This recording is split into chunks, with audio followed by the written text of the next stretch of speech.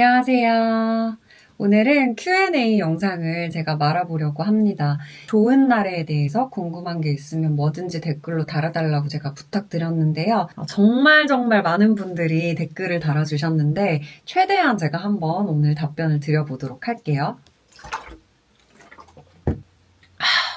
제 소개를 먼저 드릴게요. 저는 좋은 날에라고 하고요. 2013년도에 아나운서로 데뷔를 해서 13년 차 아나운서, 프리랜서 방송인으로 일하고 있습니다. 좋은 날에잖아요, 이름이. 근데 조씨냐, 좋은 씨냐. 저는 조씨고요. 은날에가 은날개라는 뜻이에요.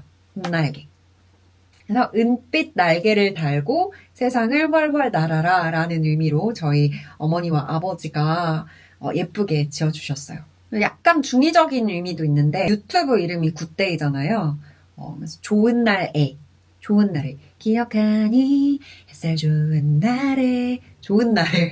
그래서 방송할 때는 뭐 안녕하세요 좋은 날에 찾아왔습니다 좋은 날에 뭐 이런 식으로도.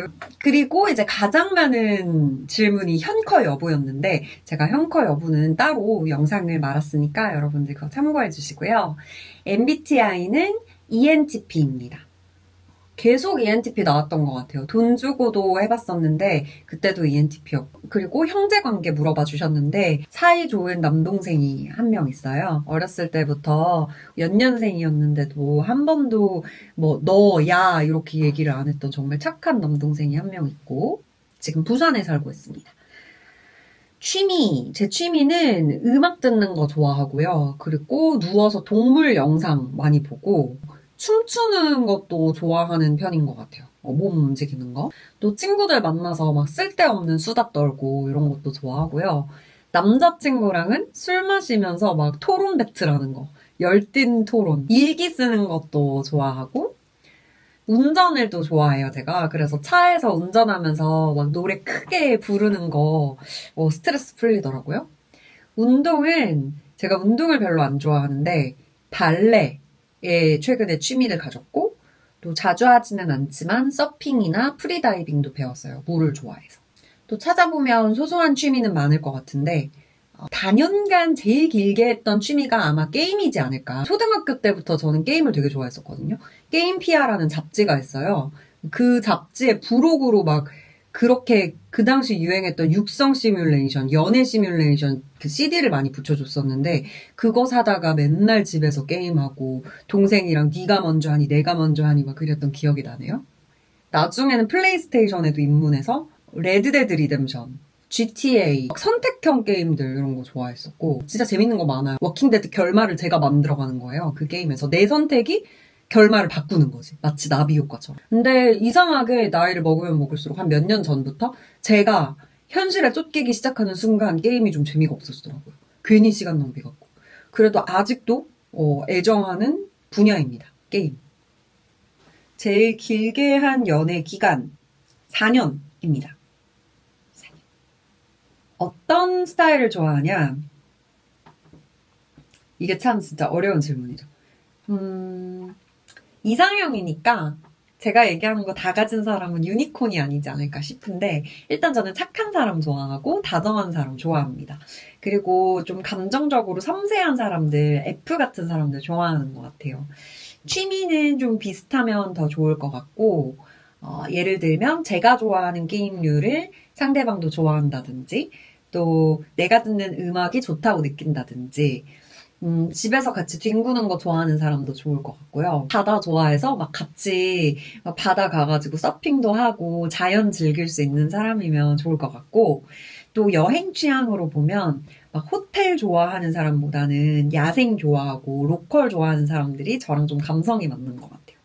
그리고 어떤 사물을 바라볼 때 뭐가 아름답고 어떤 게 인상이 깊고 좋은지 그런 어떤 인상적인 지점들을 느끼는 게 나랑 비슷하면 좋을 것 같아요. 조금 어렵죠. 뭐 이런 거라고 할까요? 뭐 예를 들면 전시회에 가서 이 사진을 본 거예요. 근데 제가 이 꽃으로 눈을 가리고 있는 거에서 이런 사진을 보고 햇살 정말 좋은 날 들판에 누워서 내가 눈을 감고 있다고 상상을 해본다면 그때 내 눈앞이 되게 노랄 것 같거든? 해가 막 살을 뚫고 느껴지는 막 그런 거 있잖아. 느껴본 적 있어? 해를 쳐다보면서 눈을 감고 있으면 막 살색으로 막 이렇게 눈앞이 보이잖아. 눈 감고 있는데 눈앞이 보이잖아. 막 예를 들어서 제가 이런 얘기를 했어요. 근데 그게 어떤 포인트인지 같이 좀 느낄 수 있는 감성 있는 사람이었으면 좋겠어. 감수성이 풍부하다든지. 그런 사람들이 저랑 좀 잘 맞고, 내가 느끼는 걸 꼭 같이 느낄 필요는 없죠. 당연히 달라도 되는데, 뭔가 서로가 서로의 시각이 되어서 어떤 물체나 사안을 한번 바라봐 줄 수 있고, 또 어떤 감정을 느끼는지가 이해되고, 그런 사이였으면 좋겠다 하는 로망이 있고요. 또 막 인생에 막 현실에 너무 떠밀려 사는 사람은 아니었으면 좋겠어요. 그 와중에도 자신만의 시각을 갖고 사는 사람이었으면 좋겠습니다. 마지막으로 나를 러블리하게 사랑스럽게 쳐다봐주는 사람이 저의 이상형입니다. 키랑 몸무게 물어보셨는데요. 저는 166. 근데 어떤 데는 이제 67이라고 소심하게 1 올려서 적기도 했거든요. 몸무게는 막 빠지면은 50점 몇 킬로그램? 그리고 좀 찌면은 52? 그래서 50에서 52 왔다 갔다 해서 한 51 정도로 살이 잘 안 찌는 체질이냐, 몸매는 어떻게 관리하냐 하는 이제 몸매 관련한 질문들이 좀 있었어요. 먼저 살이 안 찌는 체질이냐.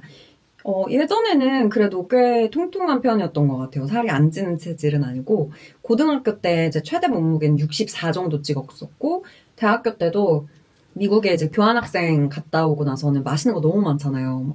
한 58kg까지 쪘었던 적도 있었고요.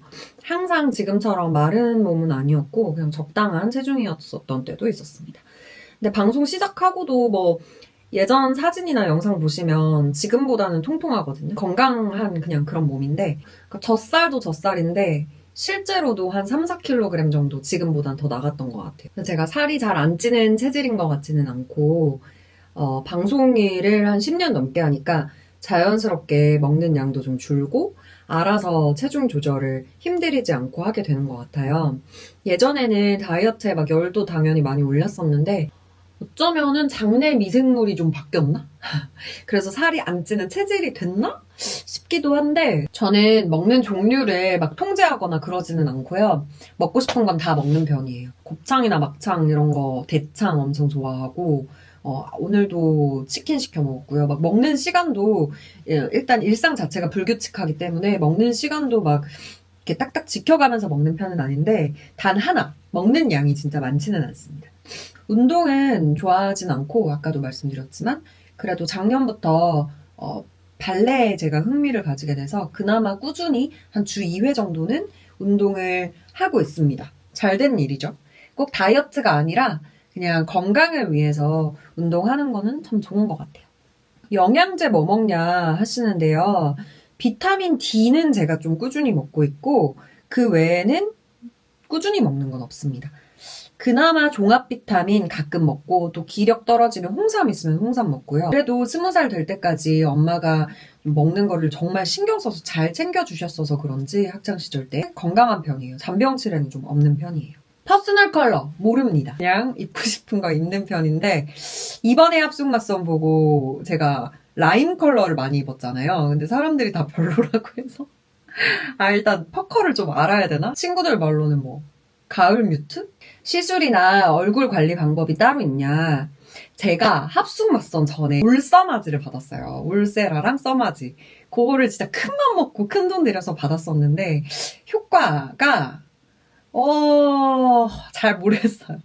그래도 안 받은 것보다는 있었겠죠. 근데 막 진짜 눈에 띄게 효과가 있는지는 제가 둔해서 그런지 잘 모르겠고 그래도 돌아오는 가을에 한 번 더 받을 의향은 있는 것 같아요. 다른 리프팅 레이저 뭐 저렴한 것도 30대 초반부터 이것저것 해보긴 해봤거든요. 근데 신기하게 한 최근 3년 전 정도부터는 오히려 레이저를 아예 안 하고 좀 자연 상태로 두려고 많이 노력을 했어요. 필러 이런 것도 당연히 다 배제하고 최대한 뭔가 시술을 안 하려고 했던 것 같아요. 그냥 마음이 그렇게 됐어요. 뭔가를 안 그래도 얼굴 가죽이 계속 얇아지고 있는데 얼굴에 막 이것저것 더 하는 게 싫은 건 거예요. 뭐 인위적인 거를 하는 게 더 안 좋아질 것 같은 느낌? 이건 제 느낌이에요. 그럼에도 불구하고 완전한 자연 상태로 있지는 않았고요. 한 6, 8개월에 한 번 정도 이마랑 미간에 보톡스는 맞아왔었어요. 제가 웃을 때 이렇게 막 찡그려서 웃어요. 웃을 때 막 찡그리면서 웃고 이 눈도 이렇게 이마로 많이 뜨는 편이어서 지금도 조금 맞으러 갈 때가 된 것 같은데 슬슬. 그리고 제가 성격이 좀 쉽게 귀찮아하는 성격이어가지고 홈 디바이스 이런 거는 절대 못 쓰고요. 1, 2주에 한 번 얼굴 팩하는 정도는 그래도 신경을 쓰고 있어요. 아, 그리고 토마토랑 브로콜리랑 양배추랑 당근 이렇게 4가지를 삶아가지고 갈아 먹는 걸 해독 주스라고 하더라고요. 이거 마시면 좀 피부결이 달라진다는 느낌이 들더라고요. 그래서 그것도 피부에는 도움이 되는 것 같습니다. 동안의 비결이 궁금합니다 하셨어요. 일단 동안으로 봐주셔서 너무 감사드리고요. 특별히 동안이라고 생각하진 않고 그냥 제 나이대 정도로 보인다고 느끼기는 해요. 근데 동안으로 봐주셔서 너무 감사드리고 비결. 근데 신기한 게 그 방송이나 엔터 쪽에는 진짜 나이를 가늠할 수 없는 분들이 정말 많아요. 다 어려 보이거든요. 그러니까 연예인 출연진뿐만 아니라 스태프들까지도 다. 근데 왜 그럴까 생각해보면 철이 잘 안 드는 분들이 많아요. 이게 나쁜 얘기가 아니고 순수하다고 해야 될까요? 어린아이 같은 분들이 많습니다. 또 인생 재밌게 살고. 그래서 그게 동안의 비결이라면 비결일 수 있지 않을까. 저도 최대한 좀 아이 같음을 유지하려고 노력을 많이 하는 것 같아요. 예를 들면 나이 들면 좀 몸을 잘 안 움직이게 된다고 생각하거든요. 우리가 막 생각도 그렇고 몸도 그렇고 많이 경직되게 되는 것 같아요. 그래서 저는 춤추려고 하고 뛰려고 하고 노래도 부르려고 하는 것 같아요. 아이들 보면 진짜 좋아 보이는 게 저는 그렇게 많이 뛰잖아요, 밖에서. 땀 뻘뻘 흘리면서 뛰어다니는데 언젠가부터 어른이 되고는 잘 안 뛰는 것 같아요. 그래서 막 억지로라도 뛰려고 노력을 합니다. 러닝을 한다는 게 아니라 그냥 기분 날 때 갑자기 전력 질주 이런 거 있잖아요. 그런 게 되게 좀 이상한 사람처럼 보일 수는 있는데 그런 게 엄청 아이로 돌아가는 느낌을 주고 리프레시를 시켜줘요, 사람을. 여러분도 한번 해보세요. 추천. 좀 오해하실 분들이 있을 것 같아서 말씀드리면 철드는 게 나쁜 거라고 얘기를 하는 게 아니고요. 그냥 경직되지 않고 유연하게 살고 싶은 마음에 대해서 말씀을 드리는 겁니다. 그런 면에 있어서 아이다움을 유지하는 게 좋지 않나. 물론 삶을 살아가는 데 있어서 책임감은 꼭 필요하고요. 마인드 관리법, 그 멘탈 관리법이라고 이해를 하고 답변을 드려야 될 것 같아요. 이 멘탈 관리가 어렵죠. 알아차림이라고 있어요.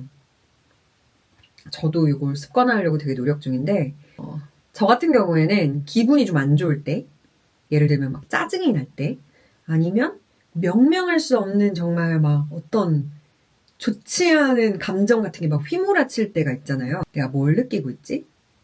근데 왜 이렇게 느끼는 거지? 이게 지금 어디서 온 거지?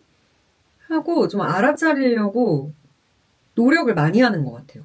이걸 위해서는 몸의 변화에 집중하는 게 일단은 좀 도움이 되는데 예를 들어서 만약에 화가 난다고 가정을 해볼게요. 화가 난다 그러면은 막 진짜 일단 한숨부터 나왔죠. 이 뜨거운 숨이 막 요 가슴에서 막 답답한 이 명치부터 답답한 여기서 막 뜨거운 숨이 막 올라온단 말이야. 그럼 이 숨도 느껴보는 거야. 어디서 올라오는 것 같은. 막 명치가 어떻게 답답한지. 머리는 뜨거워지고 막 입술은 불만에 막 가득 차가지고 입이 막 부풀어 있는데 어떨 때는 막 손발도 막 거의 지지직거리다시피 좀 저려온다고 느껴질 때가 있거든요. 그 감각에 약간 집중을 해보는 게 좋고 뭔가 막 이 입이 부풀어 있는데 여기서 뭐를 말하고 싶어 내가 막. 그러면은 막 말도 그냥 내뱉어보고 운전하면서 혼자 막 욕도 막 해보고 이제 종래에는 결국에는 어떻게 가냐 자기 성찰 그리고 자기 연민으로 갑니다. 이게 도움이 진짜 많이 돼요. 예를 들어 볼게요. 내가 진짜 지금 화가 너무 많이 나는데 이 화나는 게 결국은 걔를 질투해서 그러는 거구나. 아, 그 친구의 어떤 점이 나는 갖고 싶은 거구나. 아, 내 안에 어떤 결핍이 있을 수도 있겠다. 하고 내 결핍을 들여다 봐주는 거예요. 이해해주기. 아, 막 거기서 더 나아갈 필요도 없어. 그냥 바라보는 거죠. 그리고 넘어가. 아니면 친구한테 미안한 마음을 갖고 있고 또 동정하는 마음을 갖고 있는데 이게 내 결핍을 투사해서 내 마음대로 그냥 불쌍하다고 생각하는 걸 수 있겠다. 그 친구가 스스로 자기가 내가 너무 불쌍한 인생을 살고 있다고 얘기를 한 적이 있는가? 그러면 나는 그냥 내 혼자 마음대로 추측해서 내 결핍을 그 친구한테 투사해서 불쌍하다고 생각하고 슬퍼하고 있는 거네. 아, 이거 좀 오만한데? 아, 뭐 내가 그리고 그 친구한테 뭘 더 해주지 못해서 죄책감을 갖고 슬퍼할 필요가 없는데? 굳이 그럴 필요 없겠다 하는 식으로 이제 막 내 감정을 뜯어보고, 내 성찰과 내 연민으로 가져오는 거죠. 감정들을. 남 탓을 하는 게 아니라 그 감정들을 내 걸로 많이 가지고 오려고 하는 것 같아요. 그리고 그냥 한번 들여다보고 이해해주고. 이게 도움이 생각보다 많이 됩니다. 감정 해소에. 멘탈 관리에. 근데 이게 말이 쉽지 하려고 하면 돼요, 여러분. 하려고 하면 되는데 습관을 들이려고 해도 저도 매번 되는 건 아니고요. 솔직히 진짜 열받고 막 슬프고 그럴 때는 그냥 잡니다. 그렇게 묻어두고 다음날 일어나면 또 기분이 금방 돌아오더라고요. 경제관념 물어봐 주셨어요. 경제관념이 도대체 무슨 뜻입니까? 이런 거. 이거 사실 제가 여러 영상에서 많이 이미 얘기를 했는데 최종 정리할게요. 앞으로 얘기 안 하겠습니다. 최종 정리 들어갑니다. 자, 저는 어렸을 때부터 진짜 경제관념 없다는 소리를 많이 들었습니다. 우리가 보통 경제관념 하면 떠올리는 그런 의미는 아니고요. 그냥 좀 돈을 더 모으고 잘 벌었으면 좋겠는데 그런 관념이 좀 약하다라는 의미고, 돈이라는 게 막 모으고 그다음에 다시 그 모은 돈으로 돈을 불리는 그런 과정들이 있잖아요. 근데 제 머릿속에는 조금 이상하게 돈이 잘 안 생겨요. 그게 잘 안 생겨. 당장 내 손에 한 푼 더 쥐어지는 것보다는 당장 들어오는 돈은 적더라도 내 자존심을 더 챙긴다든지 아니면 사랑하는 사람들하고 함께하는 시간이 더 좋다든지 미래에 다시 재투자하는 걸 추구했다든지. 그리고 또 제가 이른 결혼이 목표는 아니었기 때문에 돈을 모으고 불리는 거에 또 더 관심이 없었던 것 같기도 해요. 근데 지금은 완전 다릅니다. 지금은 돈에 관심이 많아졌고요. 이제는 모으고 싶고 돈도 많이 벌고 싶어요. 이게 사람이 다 자기만의 때가 있나 봐요. 이제는 좀 예전처럼 살고 싶지는 않고 많이 벌고 많이 모으고 결혼도 하고 싶습니다. 참고로 막 특별히 어떤 분수 이상의 것을 사고 막 사치를 하는 스타일은 전혀 아니고요. 체면 차리는 걸 좋아하는 스타일도 아닙니다. 그래서 이 차 타기는 조금 너무 부끄러운데? 난 좀 더 좋은 차 타고 싶은데? 물론 당연히 좋은 차 타고 싶지만, 이 차는 부끄러워서 내가 타는 거 안 보여줘야지. 이런 생각이 잘 안 들고요.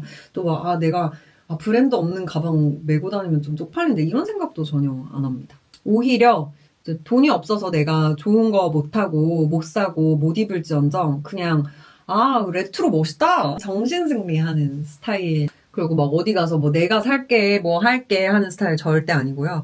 오히려 좀 생활면에 있어서는 약간 짠순이인 구석도 있는 것 같아요. 한 번 사면은 잘 바꾸지도 않고, 옷도 마음에 드는 옷 오래오래 입는 거 좋아하고, 쓸데없는 거는 잘 안 사고, 쓰레기 되는 게 너무 싫어. 대신에 한 번 살 때는 진짜 내가 완전 애착을 가질 수 있는 물건을 사고 싶달까요? 이게 너무 좋아. 너무 예뻐. 하는 것들만 사려고 노력하고 있습니다. 또 재밌는 질문이 있었어요. 아빠가 춤을 잘 추시는데 직업이 궁금하다. 그리고 엄마도 과거 시절이 궁금하다.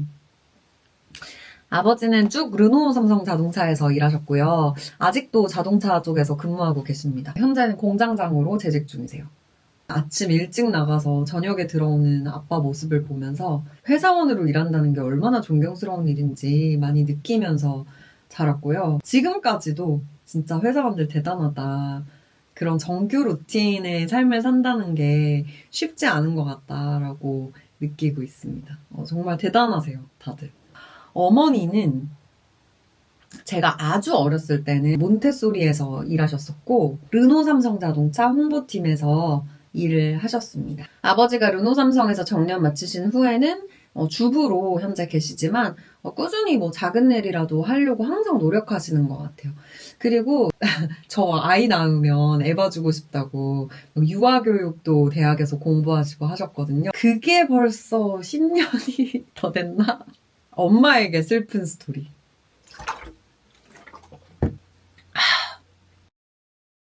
밝고 자존감이 높아 보이는데 부모님의 교육 방법, 부모님의 자녀 교육관 이런 거 이제 많이들 궁금해 하셨어요. 자유롭게 의견을 표현할 수 있도록 수용해 주시려고 했던 것 같아요. 그리고 엄마가 진짜 어렸을 때 막 집에서 별거 다 요리를 해주셨어요. 같이 막 돈가스 만든다고 포크로 막 이거 돼지고기 이거 다지는 거 했던 거, 그리고 케이크도 집에서 구웠는데 케이크 구워서 위에 막 크림 제 마음대로 올릴 수 있잖아요. 거기다 글씨도 쓰고. 근데 그 당시에 그러기가 쉽지가 않았거든요. 근데 막 짤주머니 만들어서 막 그런 거 했던 기억들도 많이 나고, 쿠키 구우면 막 강아지 모양으로도 만들고, 또 꼭 빠질 수가 없는 게 똥 모양이었어. 어린애들은 진짜 똥을 좋아하나 봐. 피자에 토핑 다 같이 올리고, 막 좋아하는 거 골라서 더 많이 넣고, 치즈 막 때려 붓고. 그런 가족 활동이 기억에 되게 많이 남는 것 같아요. 또 목욕을 우리가 꽤 오랫동안 다 같이 했던 것 같거든요. 목욕도 그랬고 여행도 진짜 많이 다녔어요. 막 여름 피서철에 텐트 들고 바다 가고 계곡 가고 산으로 가고, 또 지프차 같은 그런 차였거든요. 어렸을 때 저희 집이 그 뒤 트렁크 자리에 에어매트를 깔아가지고 동생이랑 막 앞뒤로 오가면서 뒷좌석이랑 트렁크 쪽이랑 재미있게 놀았던 기억이 많이 나요. 일주일에 한 번인가 한 달에 한 번씩 가족회의도 했었고, 유소년기에 가족 간에 좀 화기애애한 추억을 많이 쌓는 게 참 밝은 모습에는 좀 도움이 되지 않나. 물론 싸우기도 많이 싸웠어요. 싸우기도 많이 싸웠는데 다 싸우면서 지내는 거니까. 내가 결혼하면 부모님의 어떤 모습을 담고 싶냐? 일상을 함께하는 모습 가장 담고 싶습니다. 아직도 손잡고 잘 걸어 다니시고, 또 팔짱도 끼고, 호칭도 자기야라고 부르시거든요. 금요일에 전화하면 불금이라서 막걸리 한잔 하고 있어. 월급날에는 오늘 월급날이다 이러면서 막 와인 한잔 하면서 맛있는 거 드시는 모습이 되게 좋게 느껴집니다. 아버지가 진짜 다정하세요. 그래서 기념일은 꼭 어떤 작은 일식이라도 치르고 넘어가려고 하시거든요. 엄마는 그냥 아유 뭐 매년 오는 건데 하면서 넘어가시려고 하시는 편인데, 아빠가 그러면 안 된다 하면서 항상 케이크도 사오시고, 또 손편지 항상 써주시고. 어머니도 아버지를 혼자 두고 막 여행을 가거나 이런 걸 엄청 꺼려하세요. 근데 뭐 저는 그런 모습 보면 좀 답답하긴 한데, 엄마는 아빠가 혼자 끼니 챙겨 드시거나 외로워하는 모습이 좀 걱정된다고 하시더라고요. 그래서 뭐 그런 게 어쨌든 그만큼 상대를 위하고 챙긴다는 걸로 해석할 수 있으니까 그런 모습이 좀 좋아 보입니다. 대학원에 가게 된 계기를 또 물어보셨어요. 이거 조금 긴데 어떡하지? 길게 할까 짧게 할까? 길지만 짧게 한번 해볼게요. 코로나를 거치면서 이제 어중간한 방송이나 행사가 싹 사라지고 진짜 수입이 없었던 시기가 있었어요. 돈이 그때 진짜 너무 없어서 절망적이고 좀 우울했었던 시기였거든요. 그때 알바도 진짜 많이 했어요. 근데 방송일이라는 게 언제 들어올지 모르니까 특정 요일에 특정 시간에 꼭 가야 되는 그런 알바는 못했고, 좀 시간 조정을 할 수 있는 것들로 했었는데, 뭐 펫시터 같은 거에도 도전을 했었고, 또 그때 배달업이 한창 이제 크고 있을 때여서 배달의 민족에서 도보 알바를 할 수 있게 막 시작했었던 때였던 것 같아요. 음식 배달은 못하고, 왜냐면 걸어서 가야 되니까 점주나 또 그 배달 기다리시는 분들한테도 패잖아요. 그게 그 비마트에서 가벼운 물건을 가까운 거리로 배달하는 그런 것들을 주로 했었던 것 같아요. 나중에는 자전거로도 좀 하고, 또 친구가 소개해줘서 밀리의 서재에서 책 원본을 책봇 형태로 각색하는 작업을 했었어요. 그리고 또 오래 한 게 외국인들한테 이제 영어로 한국어를 1대1로 가르쳐주는 일을 했었거든요. 온라인 플랫폼에서 화상 형식으로 해서, 그 당시에도 30대 초반이었어요. 근데 나이가 좀 있는 상태에서 돈을 못 벌기 시작하니까 중학교 때부터 꿈꿔왔던 아나운서라는 직업, 특히 그냥 정규직으로 어디에 방송국에 소속돼 있는 아나운서가 아니라 여성 프리랜서 방송인으로서의 이 아나운서 업무가 얼마나 안정적일 것인가, 언제까지 할 수 있을 것인가 하는 생각을 하게 되더라고요. 그 이전에도 사실 위기감이 없었다고는 말을 못하겠지만 그 이전에는 되게 희망찬 미래를 꿈꾸고 있었다면 그럼에도 불구하고 돈을 못 버니까 되게 진짜 이 위기감에 제대로 직면을 했었던 것 같아요. 그래서 첫사랑은 방송 일이어도 두 번째 사랑, 두 번째 직업은 무엇으로 할 것인가 정말 고민을 많이 했었어요, 당시에. 근데 그냥 저라는 사람이 그런 것 같아요. 지금 당장 내가 돈을 못 번다고 해서 돈만 벌기 위한 직업은 또 갖기가 싫은 거예요. 진짜 그러기는 죽기보다 싫은 거예요. 그래서 이제 방점을 제가 좋아할 수 있는 일에 찍었죠. 내가 좋아하는 것. 내가 뭘 좋아하지? 내가 흥미를 갖고 있는 게 뭘까? 근데 그 중에서 또 업으로 삼아서 돈을 벌 수 있는 건 뭘까? 하는 생각을 많이 했습니다. 그래서 내가 어떤 일을 해야 좀 재미있게 살 수 있고 또 보람을 느낄 수 있을지 고민을 많이 한 끝에 얻은 답이 상담이었어요. 근데 또 제가 막 대충 야매로 하고 이런 거는 잘 못 견디거든요. 스스로 떳떳하지를 못해서. 제대로 해보고 싶어서 대학원에 진학을 했습니다. 상담심리 이쪽으로 좀 아시는 분들은 알겠지만 대학원 진학이 거의 필수라고 볼 수 있어요. 진학을 안 해도 할 수 있는 방법은 있기는 한데 상담이라는 게 진짜 한 사람의 인생을 만나는 일이기 때문에 결코 가볍게 접근할 일이 아니라고 느끼거든요. 그래서 현재는 교육 분석도 받고 있고 수련도 꾸준히 계속해서 받을 예정입니다. 공부 많이 해야죠. 질문이 대학원에 가게 된 계기였는데요. 좀 길어졌지만 요약을 하자면 다음 직업적인 목표를 위해서, 필요에 의해서 대학원에 진학을 했다라고 이해해 주시면 될 것 같아요. 또 앞으로의 계획을 물어봐 주셨어요. 직업적으로는 제 유튜브랑 현재 하고 있었던 방송 일에 더 집중해야 될 때가 아닌가 하고 느끼고 있습니다. 올해는 상담 관련 자격증을 좀 따는 거를 마무리하려고 해요. 확실히 두 가지를 한꺼번에 한다는 게 진짜 쉽지는 않습니다. 세상의 모든 엔잡러 분들 진짜 너무너무 존경하고요.